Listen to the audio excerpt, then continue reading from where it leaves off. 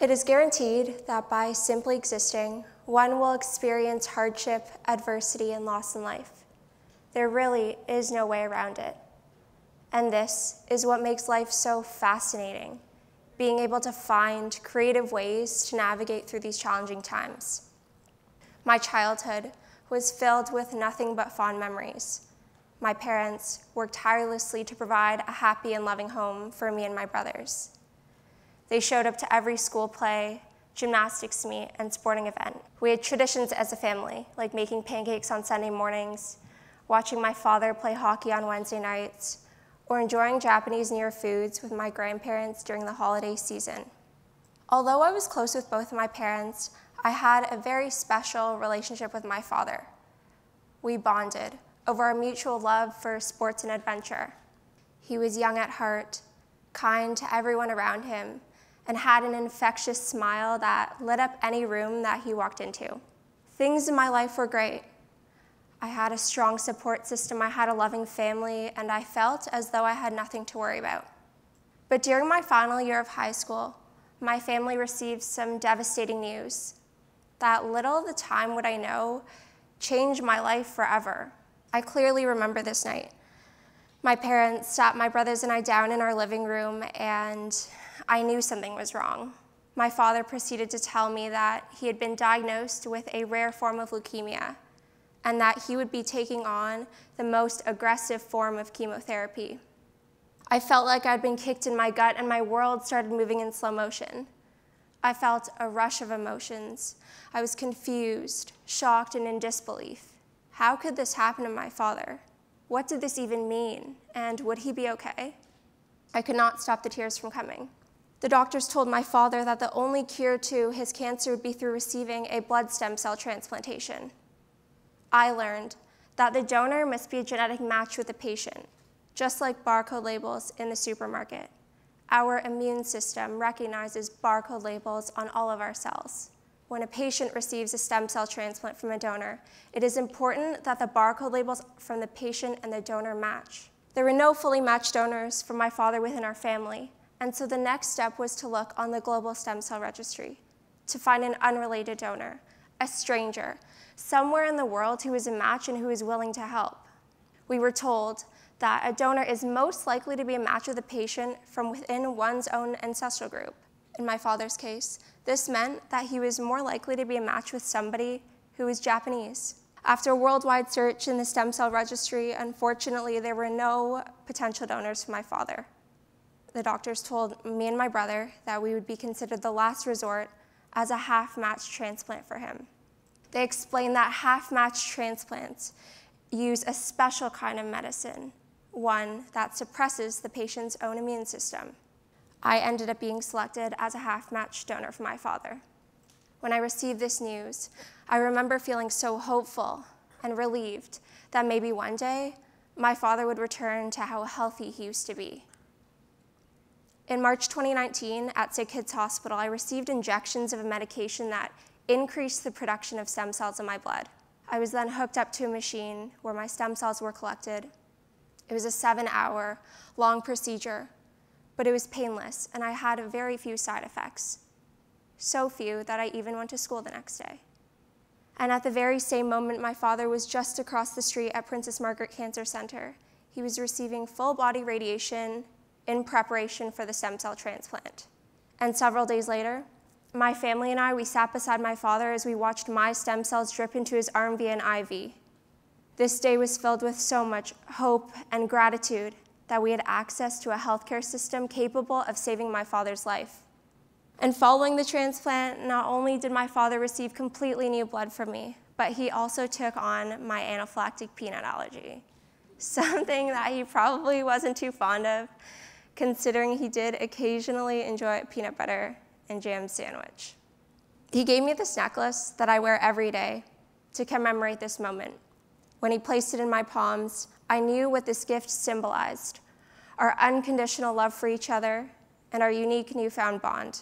But this period of time was hard for me. I was here, in my first year at Western, and I couldn't see my father as often as I wanted to. I was trying to adjust to living on my own, meeting new people, and trying to figure life out. I constantly felt worried about my father's prognosis, and it was an emotionally hard time for me being so far from my family. But we would keep each other updated and call every day. Unfortunately, my father had a rocky recovery, and he suffered from many side effects of the chemotherapy. His body started becoming susceptible to infections like pneumonia, which made it extremely difficult for him to breathe. Even walking a couple steps would tire him out. On Thanksgiving weekend, I came home to Toronto to spend time with my family. My mother, father, grandparents, brothers, and we enjoyed a wonderful meal together. But that night is one that I will never forget.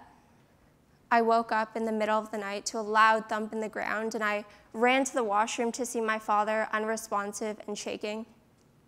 I propped him up beside me, and I held his hand, and I told him that everything was going to be okay. But at the hospital, his blood pressure kept dropping, and his organs began to fail. There was nothing, no medication, treatment, or drug. There was nothing anyone could do to help him. On October 13th, 2020, my father passed away. I was devastated, and my heart still aches thinking about this.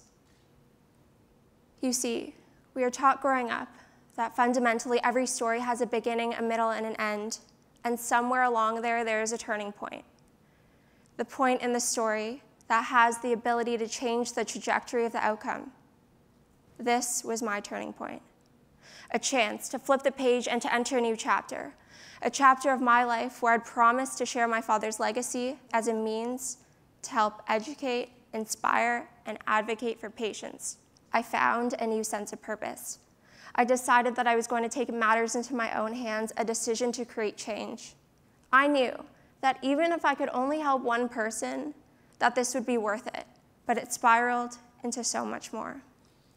This journey started when I joined Western Stem Cell Club, where I learned that the main issue in the stem cell registry is the lack of ethnic diversity.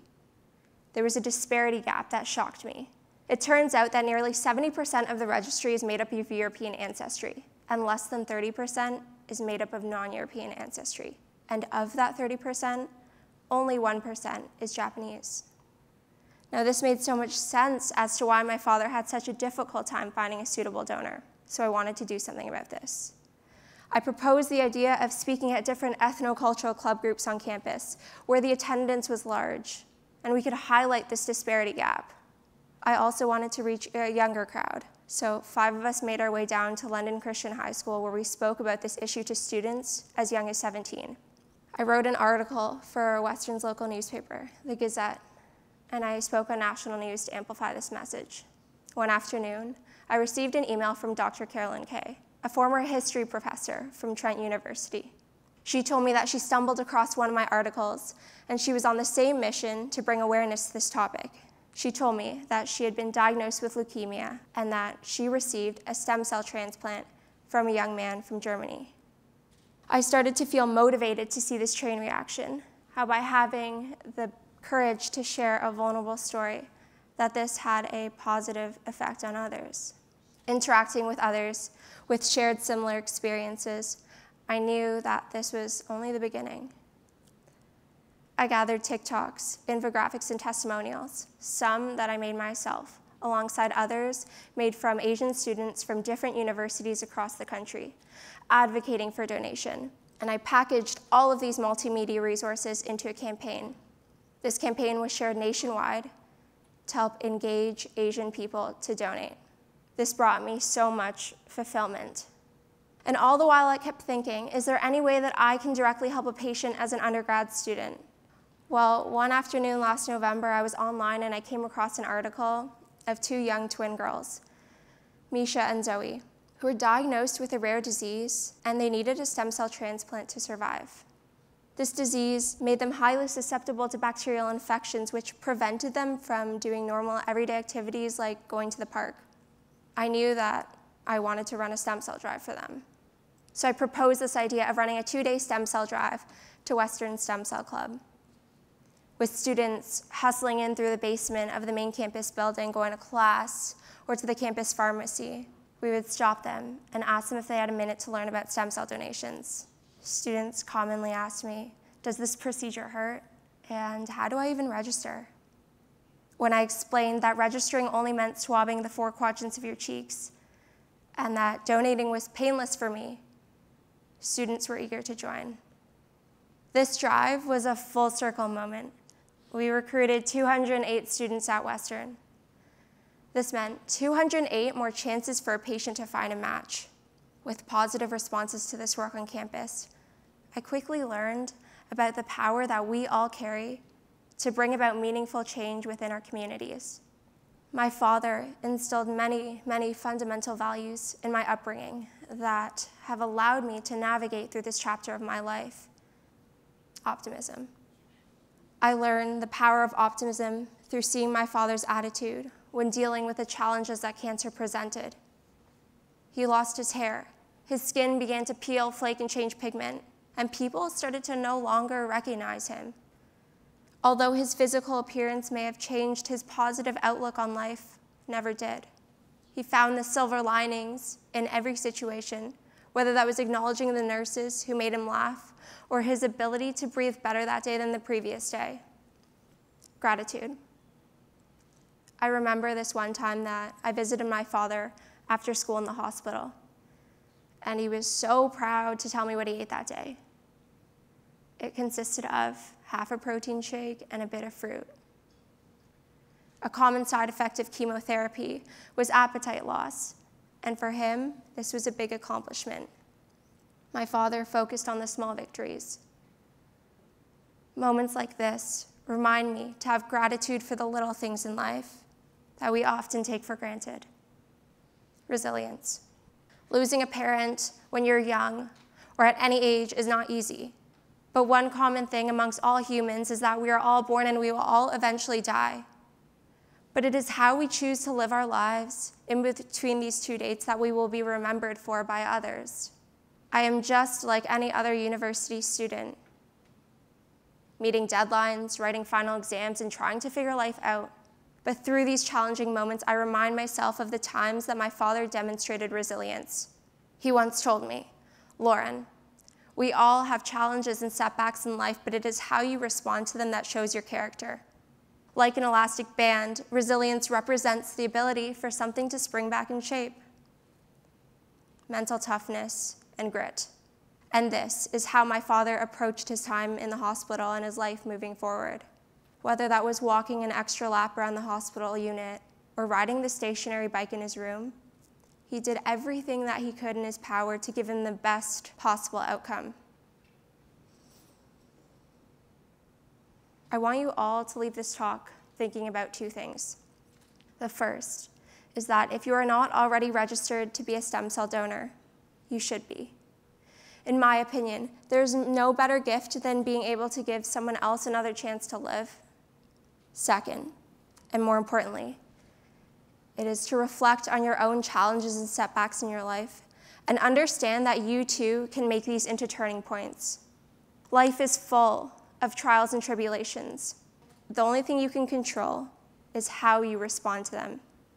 It takes one decision, one that can only be made by you, to advocate for what you believe in and to not be afraid or ashamed of your hardships and challenges, but to embrace them, share them with others, and to apply what you've learned to help improve your own community. There are good things to be sought out from any negative situation, ones that are found if you are willing to search for them. Thank you.